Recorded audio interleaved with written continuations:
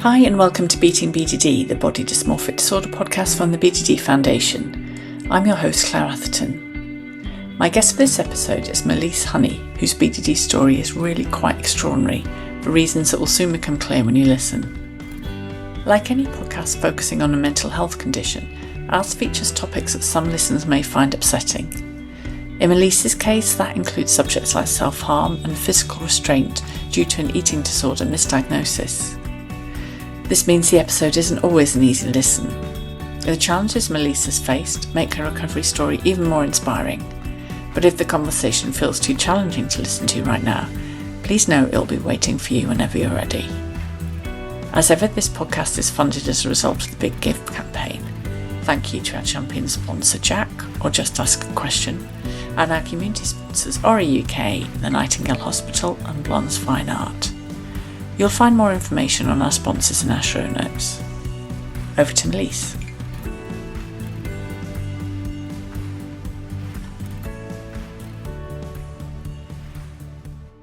Hi Malise, thank you so much for joining us on Beating BDD. How are you today? Hi Claire, I'm good, thank you. Thank you for having me. Oh, we're absolutely delighted. And as I was going to say to listeners, I mean, yours is the most extraordinary journey. So just a couple of years ago, you were in a wheelchair, the result of over 3.5 years of being in hospital where you were treated for everything but your BDD. If I'd said to you now that by 2026 you'd be in recovery and training for a marathon, what do you think you would have said? I would have probably just shook my head and laughed in disbelief because at that time, BDD controlled my entire life. I couldn't function or handle day-to-day life at all. I was stuck within 4 walls of hospitals that chose to misunderstand and mistreat me instead of actually helping me. Yeah, I mean, the turnaround is extraordinary. I mean, how would you describe a normal day for you now compared with then? So today, a normal day is full of purpose. I'll wake up and I'm not dreading the mirror. Yes, I get up and I'll do my skincare routine, but I only spend about 10 to 15 minutes doing it. Before, it used to take me hours. And then I'll see what plans I have for the day, if I've got a run scheduled, if I'm going out with my family, or if I have a shift as a bank support worker. For my evenings, I might search for places to go out for the day, planning outfits for the following days, or I might be on shift for the BDD Foundation's e-helpline. Yeah. So it's a really full life then, isn't it? As full as it could be, really, as full as anyone's life. And actually, I was just thinking when you said you only spend 10 to 15 minutes. I mean, I know lots of people without BDD who would spend at least that time getting ready. So it's perfect in the normal boundaries, isn't it? So that's an amazing turnaround. So should we go back to the beginning of your BDD story then? So how would you describe how you feel it kind of came on and when it came on, what you think might have triggered it? So my story's obviously a long one, but so really it started in high school. I was about 14 and I had comments made about my eyes that it made me feel like they were abnormal. And before 15, it had grown into a total fixation. I started wearing extremely heavy makeup, which consisted of thick foundation, concealer, fixed winged eyeliner, and 2 pairs of stacked false eyelashes. It wasn't about vanity. It was purely hiding behind it. And it's the only way I felt comfortable to leave the house. I would never leave the house without it. And if I had sleepovers at friends' house, I just wouldn't sleep all night because I was terrified my makeup would come off and someone would see the monstrosity underneath. And the stress of school caused my skin to break out. I would skip lessons that had certain light in that I felt made my skin look even worse. But mental health wasn't spoken about in school back then, nor was it understood. So instead of anyone taking the time to see what was going on, I was constantly being punished. And that alone made me stressed. Yeah. But then my skin started getting worse. And that was the point where things became unbearable. I remember one morning locking myself in the bathroom and just breaking down to my mum, telling her I couldn't leave the house because my skin's disgusting and it's an absolute mess. I always thought that level of distress was normal for a teenage girl, but it was actually the BDD taking a hold of me. I'd never spoke about it to anyone because, like I said, I thought it was normal for teenage girls. But I went to the doctors for my skin and they gave me medication and creams to clear it up, but the mental fixation didn't change. My mum pushed for a CAMS referral And when they finally got involved, they pretty much said, once your skin is better, you'll be fine. And that was a turning point, but for the wrong reasons. It just made me even more obsessed with the fixing and making my skin perfect. And for the next few years, my life just pretty much stopped. I only left the house for medical appointments. I spent my days checking mirrors, seeking constant reassurance from my mum, Googling medications, creams, cosmetic treatments, all to fix my skin. And I'd spend pretty much my whole day, every day doing that. And even when my family told me my skin looked clear, I just couldn't see it. And I didn't know what was going on, and neither did my family. That was until I came across BDD while I was searching on Google how to fix my skin. And I saw that I definitely had all the symptoms, but I still truly believed that my skin was disgusting, and once it cleared up, I would be fine and back to my normal self. But that was obviously far from true. Yeah. What do you think you actually saw? So as your skin got better, objectively, other people were telling you your skin looked fine, but what did you still see when you looked in the mirror? Just every time I looked in the mirror, I just felt like repulsive, like disgust. I felt abnormal.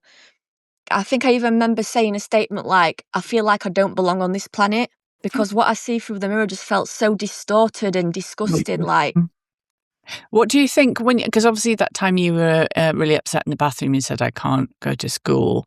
What do you think your mum thought was going on at that point? Did anyone have any sense of what was actually happening to you? I think my mum was concerned because Yeah. I'd never been like that before. So she knew something wasn't right. So that's when obviously I spoke about it then for like the first time. But obviously then we still didn't know what BDD was or that it was BDD. I just thought that it was because of my skin, that was it. Yeah. I mean, it seems very simple to the BDD brain, doesn't it? Yeah. That's the problem. What happened next? I mean, how was your schoolwork affected and your friendships and, how was your life affected by this? I had dropped out of school basically at 15. Uh-huh. I had to be homeschooled, so my mum homeschooled me because I just wouldn't leave the house. And I did end up going back to the doctors because my parents were very concerned. And the doctors referred me to IAPS, obviously now known as the talking therapies within the NHS. I had low intensity talking therapy, but it did not help at all. I just got worse. I would then put on a waiting list to have high intensity CBT, which was 8 to 12 weeks waiting time. During the waiting time, I just deteriorated so much, and all the symptoms I was having just heightened, like massively. I couldn't function properly with everyday tasks and life in general. The preoccupation with my skin was taking over. And I wouldn't take any other medication, only medication given to me by my dermatologist, because I was worried it would negatively affect my skin and make that even worse. And I was just having strong feelings of disgust about my skin and my face, constantly making statements like, my face is a mess, my skin is disgusting, I can't live with my skin looking like this, no one deserves to see this absolute mess. And it were just constant statements that would be going round in my head constantly. And so that was while you were waiting for this referral to come through. Did you actually end up having that treatment? Did you have the intensive CBT? By the time it came around, I couldn't do the sessions. I think I ended up having maybe 1 or 2 because it just got like out of hand. Like I just couldn't leave the house. And you were required to. It wasn't something you could do online. No. And eventually the strong feeling I felt of disgust turned into the need for self-punishment. Right. I felt like I deserved to suffer for how I looked, which led to self-harm and eventually an attempt to end my life because I simply couldn't see a future looking the way I did. So sorry to hear that. That must have been a terrible, terrible time. What happened after that? After your attempt to take your own life? So I was obviously took to hospital, and then after having treatment, the crisis team then got involved, and my parents were extremely worried and concerned about me. Yeah. I ended up getting sectioned under the Mental Health Act and taken to hospital, as my parents were told I would get the help I need for BDD that way. That was when I got the official diagnosis of BDD. But instead of specialised care, I spent 3 years being moved across 6 different hospitals because of the lack of knowledge around BDD. I was mistreated and misunderstood. The system tried to save money rather than provide specialist care. And the trauma I was put through in the first 2 hospitals, both physically and emotionally by professionals, was so severe that I started having non-epileptic seizures. Oh, wow. Something I'd never experienced in my life before. And they just got more frequent throughout my time in hospital. And then I was eventually diagnosed with FND, which is functional neurological disorder, non-epileptic seizures and a lower limb tremor by a neurologist. I was left unable to walk and having to use a wheelchair for months and months. It's just incredible, isn't it? Do you want to go back a little bit into, so obviously there was a really long period in hospital. What did they think that they were dealing with? Because obviously you had this BDD diagnosis, but you weren't remotely being treated for that, were you? So what were you being treated for? What did they think you have? They tried putting it down to different disorders. They knew it was BDD because I got the diagnosis from the psychiatrist there. Yeah. So they knew it was BDD, but because they knew the cost of what it would be to get me specialist treatment for BDD, they wanted to simply save money. So instead they were putting it down to personality disorder, eating disorder, like anything that they already had some knowledge on, rather than BDD, because it would cost a lot of money to send me to London and get the specialist care that I needed. And so how did they treat you then? What form of treatment did you have? So I didn't really have any treatment. They would be giving me PRN medication, which is medication like as and when needed. Okay. But it wasn't really as and when. They just literally come with with double dose, and they were giving it me so frequently. I started hallucinating. Like I was just completely out of it. I was seeing things that weren't there. And also at the time when I was in hospital, I did start a SSRI because obviously I was sectioned and I had to start a medication. And then it came to a point where I still felt that disgust, and it were even worse because I was in an environment where I had to see people, whereas at home I was hiding away. Whereas when I'm in hospital, yes, you're in your own room, but you've got to go out and get medication, you've got to see other people on the ward. Like that alone was very anxiety provoking. So as a way of self-punishment, because of my skin, I wouldn't eat like sugar and I restrict certain things, and I did it as a form of self-punishment. Yeah. And every time, I think it affected my ketones, and they ended up taking me to A&E, the mental health hospital. But every time I would go, they'd do my bloods and they'd discharge me because they say everything was fine.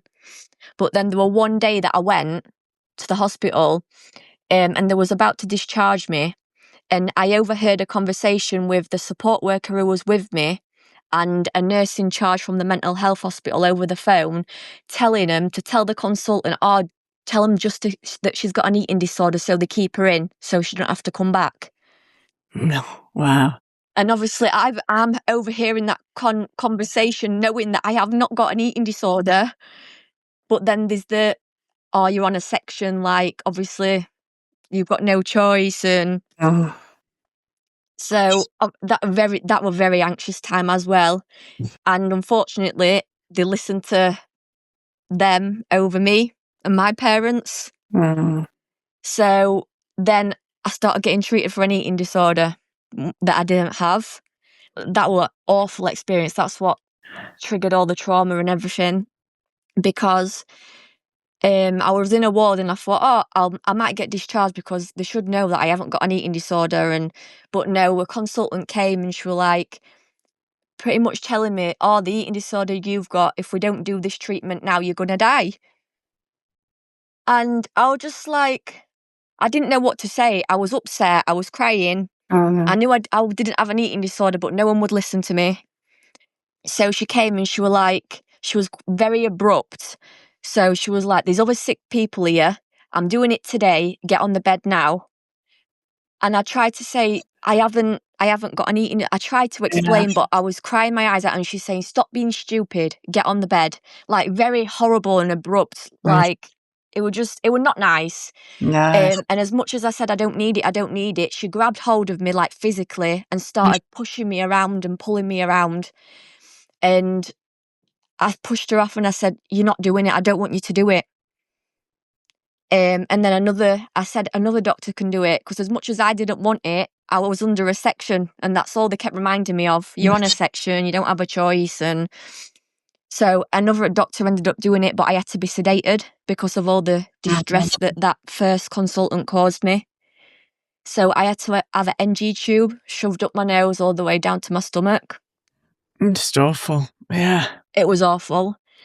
And with BDD, I'd never liked anything touching my face, and they knew that, but they still stuck tape to hold the NG tube all over my face, which were making my BDD even worse. And then when it come to my skincare, because I was still doing my skincare, I had to do that.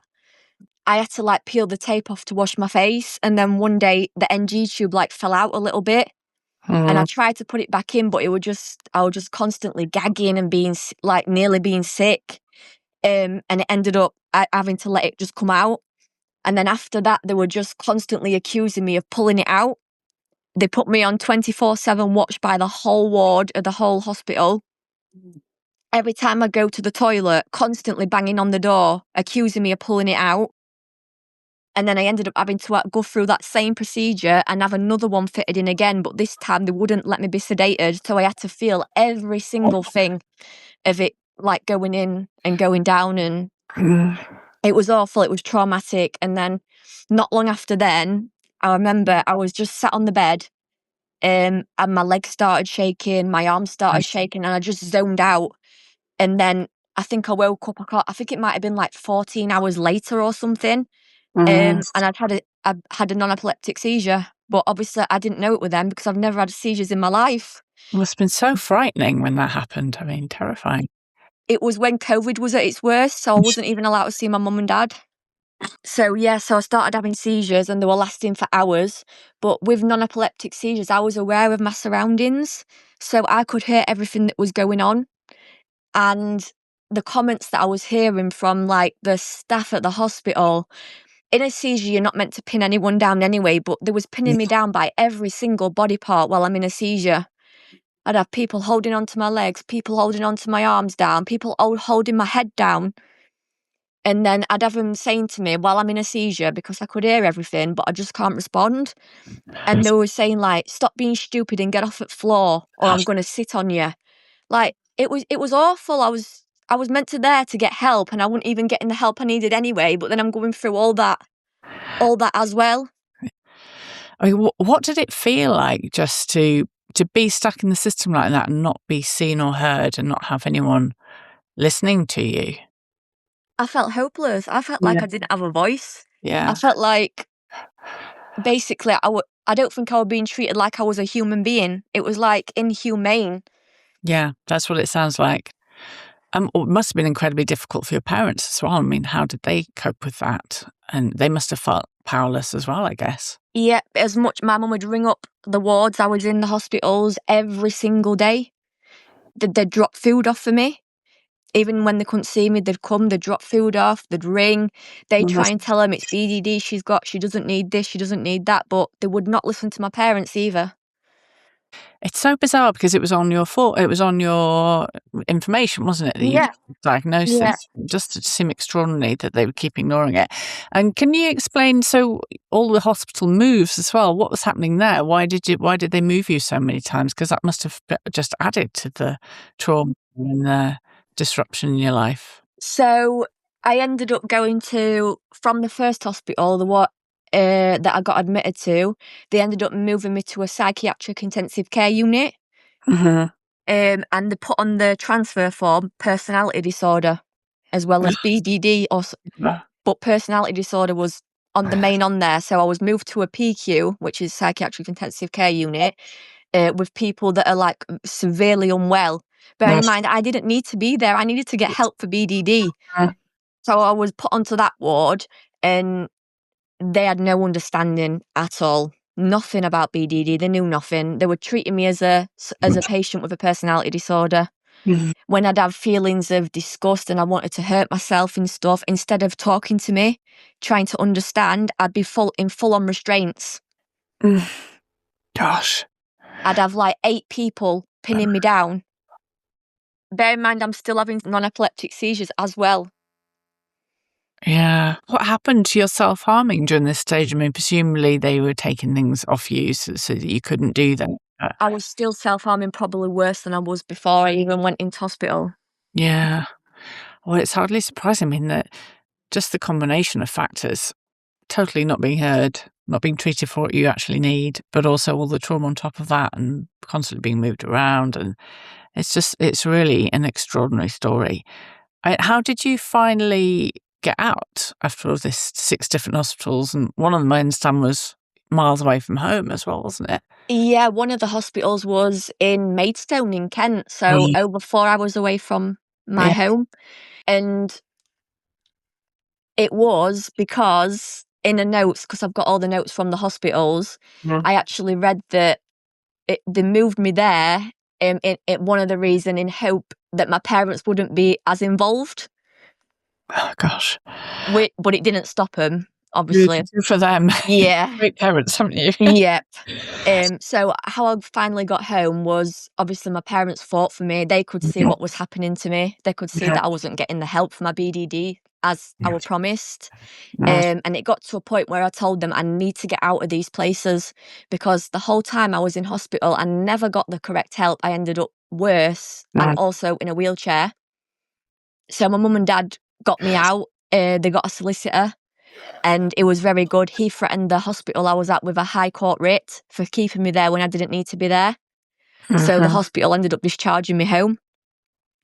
The only good thing to come out of one of the hospitals was the fact that the judge at one of the tribunals demanded me to be given the treatment and help I need for BDD. And I got an assessment with Professor David Reel, who diagnosed me with severe BDD and nothing else. So all the hospitals that were saying personality disorder, eating disorder and all that, but I got one assessment with Professor David Reel and he said straight away, just severe BDD, nothing else, which is what I got when I first went into hospital, but they just chose to ignore that and put loads of different diagnoses down. And what difference did it make having that diagnosis from Professor Veal? I don't know how to put it in words, but knowing that someone who understands BDD, who's got knowledge on BDD and has given me that diagnosis while I'm in hospital as well, so the hospital can see as well, and it's gone from him, the diagnosis.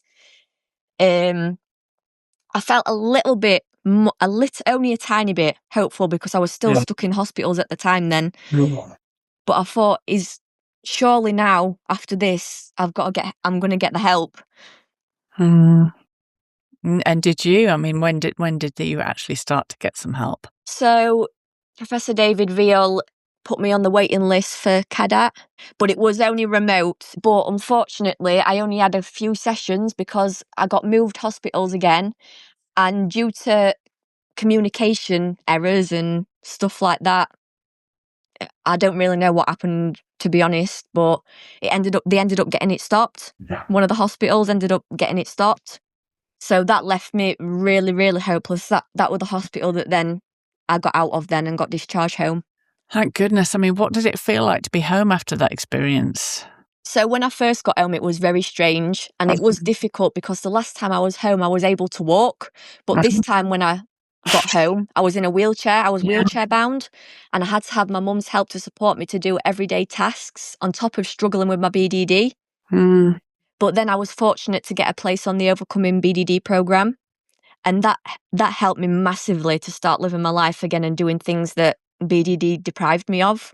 That's through the BDD Foundation? Yeah, that's through the BDD Foundation. Because what is most remarkable about your story, I mean, the whole story is just incredible, but it's the fact that was just 2 years ago. I mean, so that's an absolutely phenomenal recovery rate and, physically and in terms of your mental health. So what would you like listeners to know about that? How would you say that you got from where you were to where you are today? I think obviously there was stages where I lost complete hope but I think having the support system I had, if it wasn't for my family, I'll be honest, I don't think I'll be here today. Yeah. If it wasn't for them supporting me and fighting for me, I don't think I would be here today. Yeah. So I think they're the main reason really why I am here today. Mm. But then I did push myself as well. Yeah. I mean, I think you must have done. Yeah. So what would you say about that program was different from what had gone before? Because you made such great progress on it. It's a 20-week program, isn't it? Yeah. So I think what made the Overcoming BDD program different to anything before was mainly the fact that the whole program consisted of other people who struggled with BDD themselves. So there was actually a deep understanding and empathy towards BDD, and that's something of which I didn't experience in hospitals. Yeah, absolutely. And so everyone's in the same boat. And I guess also that you don't have to have your camera on or anything like that, do you? You sort of contribute without being triggering. And what sort of strategies were most effective for you? Sort of the BDD strategies that you learned on the course. So I think exposure therapy was probably the most challenging but most effective part of my recovery. Because with BDD, we spend our lives avoiding things or using safety behaviours to manage our anxiety. But with exposure therapy, it meant doing the very thing that terrified me. And then response prevention meant not allowing myself to go home and then check or fix it afterwards. Yeah, it's tough. Can you give us an example? What was it that you had to do that was really challenging for you with your particular types of symptoms and concerns? Well, I never went out in my area, where I live, because I didn't want people who knew me before BDD to see me. So I think gradually going out closer to home was probably the most difficult, and seeing people who I hadn't seen for all them years. And what did that exposure then, when you did go ahead and do that, what did you learn from those exposures? I learnt that I can do it and I'm actually okay. I can do it and it's not the end of the world. I'm okay. It might cause me a bit of anxiety. It might make me feel anxious throughout. I might ask for a bit of reassurance or whatever, but I can do it. And nothing as bad has happened to me. Yeah. And I guess over time as well, because you repeat these exposures, don't you? Yeah. You're getting more used to them, and presumably the anxiety starts to come down a bit as well, would you say? Yeah, the more I felt like I was going out and doing things, the less my anxiety was. And what else would you say was helpful from the program, or what else would you say helps you now? What sort of things do you turn to if you feel that you might be feeling vulnerable to the BDD again? Well, another strategy that I find that I use the most now is probably the external focus, because especially when I'm training for the marathon, instead of worrying about what people see when they look at me running, I focus on my breathing, my pace, and the environment around me. So I've gone from pretty much being a prisoner of my own reflection to being present in the world. Yeah, so talk us through your kind of physical transformation. So going from being in a wheelchair to being able to train for a marathon. How did you possibly do that? So when I got out of hospital, as well as being on the Overcoming BDD program, I was having physiotherapy to learn to walk again. Yeah. And that was extremely difficult because I could not walk at all. I could not stand without having to have help to stand. But I was at a point where I was just like, no, I can't be in a wheelchair. I need my independence. I need to be able to walk again. It was just that drive and that determination. I was like, no, I need to walk again. So I just pushed and pushed and pushed at physio, and I managed to leave the last session walking unaided. Oh, wow. And then after that, was there any ongoing support for you? So they left it open if I needed it, but I just pretty much focused on working hard myself at home. So it was just constant, because obviously I knew the exercises they were doing in my physiotherapy. So I was just doing them at home and making sure I'd strengthen my legs more and things like that. But it was very tough. And I thought that was probably one of the most toughest things that I do. But now I'm running the marathon, so... Yeah, it's all relative, isn't it? Yeah.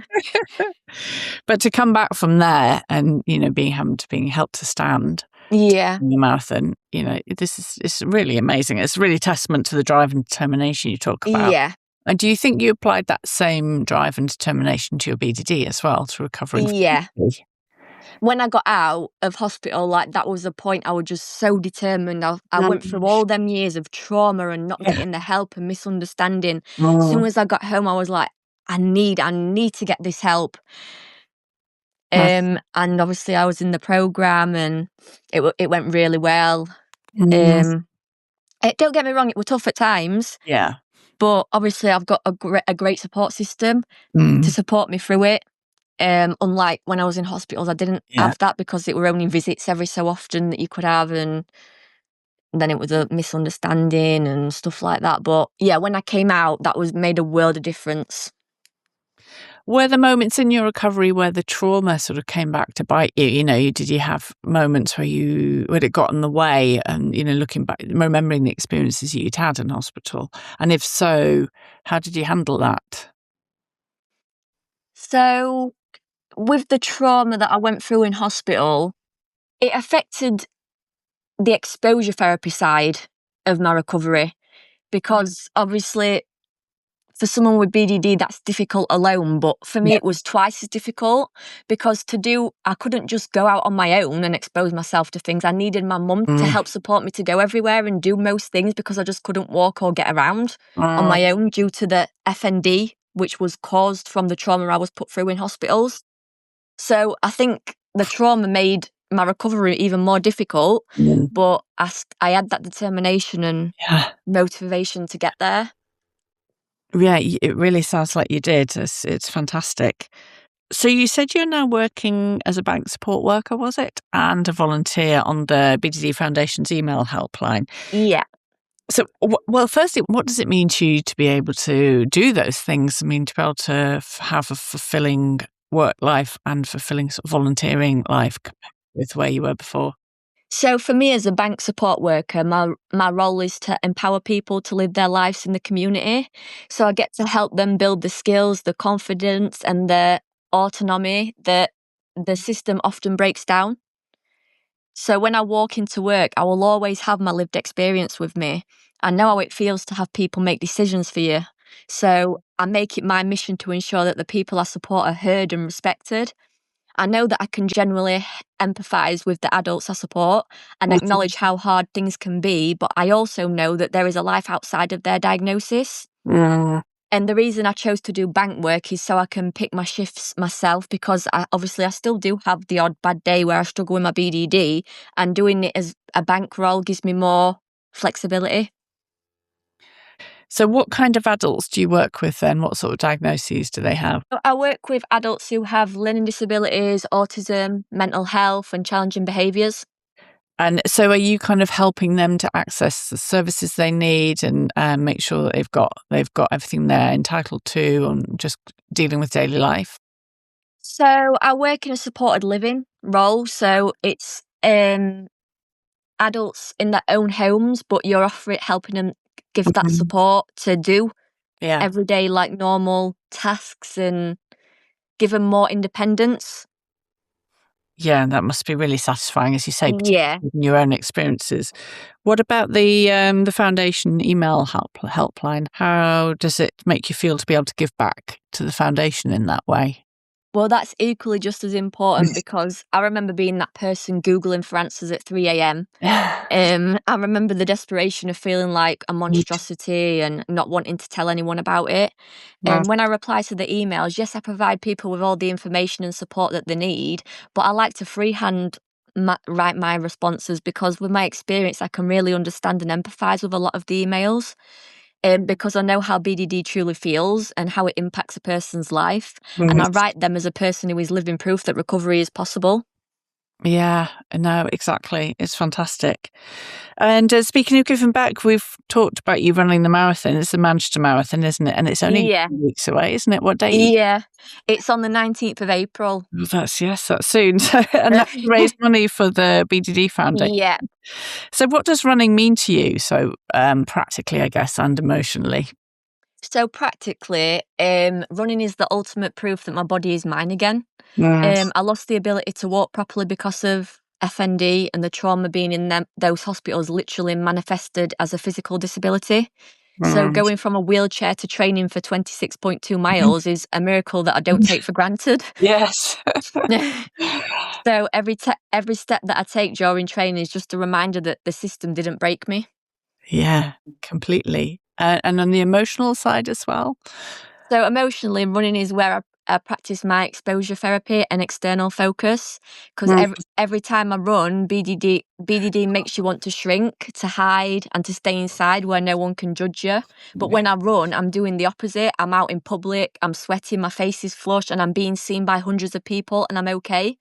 It's like the most powerful way I can tell my BDD that you don't get to control my life anymore. That's amazing. And did you see that as something that you're going to need to continue to do, through your life almost, just to make sure that you stay on top of it? Or how would you say you feel about looking to the future about your recovery? What do you think that looks like? I think I'll always have bad days. Yeah. But the bad days are nothing compared to what they were before. Yeah. And do you feel you have the tools more? That you've got a toolkit to work with on those bad days? Yeah. Yeah. I mean, that makes all the difference, doesn't it? Being able to be your own therapist in that way. Yeah. But I hadn't thought about running in that sense before. And it's a really, really good way to look at it, actually, for people with BDD, isn't it? 'Cause it's not always the best look, is it? No. It's amazing when we're running, but it's just not about that at all. It's about just doing such an amazing thing for your body and for the foundation. And I mean, I go out running in shorts in the chucking down rain. I'll probably look like a drowned rat when I get in, but I'm still there doing my run. So how is your training going? So it's definitely challenging. Yeah. It's been a massive learning curve, especially managing the physical demands of long runs after everything my body has been through with the FND. Some days my legs feel strong, and then there's other days it's a reminder that I have to be patient with myself. But honestly, even the bad runs are a gift because I'm outside, I'm moving, and I'm free. Yeah. And every mile I clock is a mile. I once told myself I might never walk again. Yeah, exactly. And how can listeners support you? Because you're fundraising. What's the best way for them to support you? So if listeners want to support me, there's two ways that they can help. They can donate to my fundraiser. So I'm raising money directly for the BDD Foundation. Every single penny goes towards ensuring that people don't have to go through the 3.5 years of misunderstanding that I did. It funds the helplines, the support groups, and the specialist resources that actually save lives. And you can find the link on the BDD Foundation's website as well. Even as little as £1 still makes the world of a difference. And another thing that listeners could do if they're unable to donate is just spread awareness. You could share my story or the BDD Foundation's resources. If one person hears this and realises that they aren't vain or difficult, but they have a treatable condition, then the training and the marathon have already been worth it. Yeah, absolutely. So finally, if you could say one thing to someone who's listening now and they're at a much earlier stage of their own BDD journey, what would it be? So if you're listening to this and you're in a similar dark place that I was in, where the mirror feels like an enemy and the world feels like a threat, I want you to know that you are not the problem. Your reflection is playing tricks on you. What you see isn't the true version of who you are. BDD has taken over your brain, and I know it might seem difficult to believe. I didn't at first, but let me tell you, once you realise it's the BDD talking, you are one step closer to recovery and getting your life back. I spent 3.5 years being misunderstood, mistreated, and wrongly diagnosed by professionals in hospital settings, and the system failed me in many ways. That's why I'm sharing my story and speaking out, because no one deserves to suffer the way that I did at the hands of professionals while also suffering with the BDD thoughts in their own head. Please don't ever give up on yourself. Just because the first person you reached out to didn't have the right answers or didn't understand, just keep fighting for the specialist help that you deserve, because it's definitely available. There's 100% a version of you waiting on the other side of BDD who isn't obsessed with their skin or their face or anything that might be a preoccupation. There's a version of you who is free to socialise, to run, to work, and to just be seen. I'm living proof that recovery is possible, even when you hit rock bottom and just want to put an end to it all. You're a survivor in the making, so hang on, because life really can be worth living. Oh, Malise, that was absolutely fantastic. I feel really, I personally feel really inspired by you. So thank you so much. Thank you so much. And all the best of luck for your Thank you. Excellent. And yeah, I hope everyone supports you and spreads the word and keeps up the good work for you. 'Cause you're absolutely amazing. Thank you so much, Claire. All right. Take care of yourself. And you too. Cheers. Bye-bye. Bye.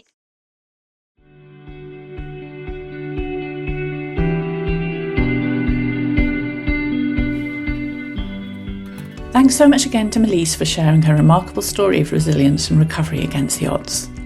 For more episodes, search for Beating BDD on major podcast apps and on Spotify. You can also leave us feedback by following the BDD Foundation on Instagram, Twitter, YouTube and Facebook. I'll be back with another interview soon. Until then, remember that this podcast isn't therapy, so please do seek help from a trained professional. Thanks for listening.